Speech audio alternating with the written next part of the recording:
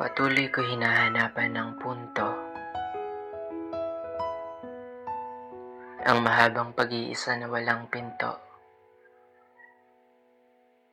Mag-isa lang pala akong nagliliwaliw, pagkat walang daan na tungo sa'yo.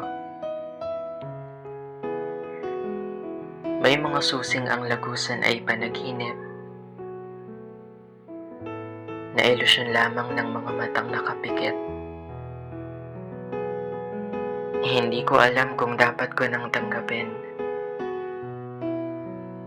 o may rason pa para patuloy kitang hintayin. Ganito pala magtiis sa pag-iisa. Tinatahak ang daan tungo sa kawalan. Patuloy nagsasamsam at gumugunita.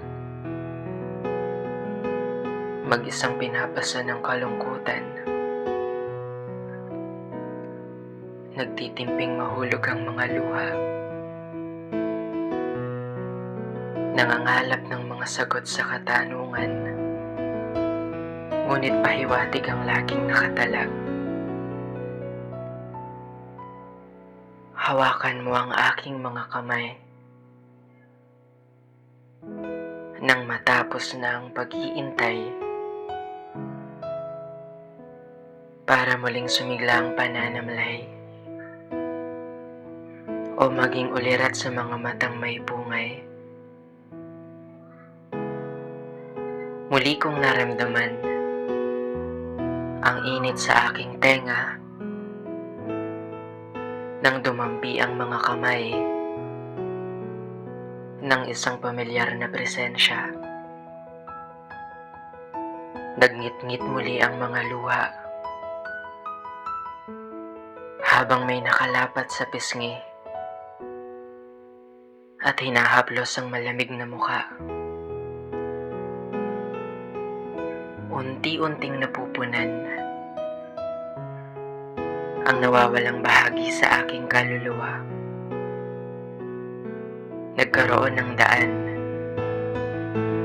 ang landas na noon ay kawalan.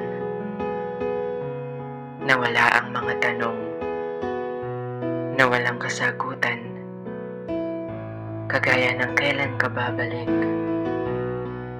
nasaan ka na. Dahan-dahang binuksan ng mga mata. Hindi ako maaaring magkamali, pagkat ikaw nga, nandito ka na.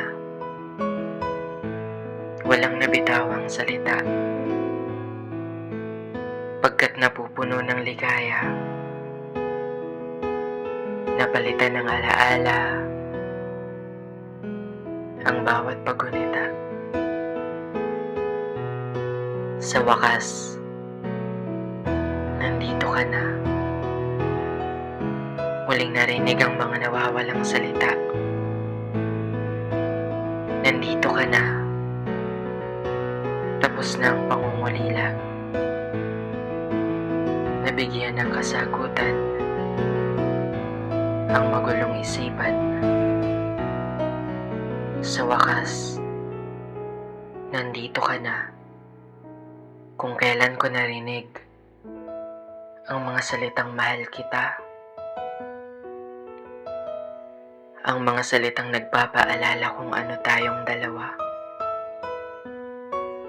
Sa wakas, nandito ka na.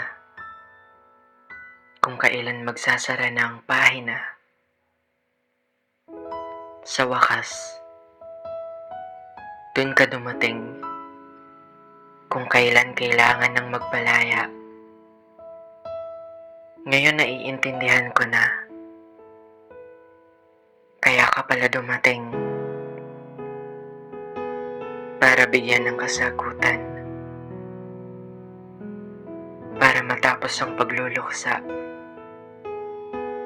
Para magbigay daan sa bukas na ang naiwang salita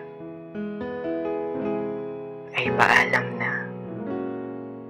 Sa wakas, nandito ka na, kung kailan tapos na ang pahina.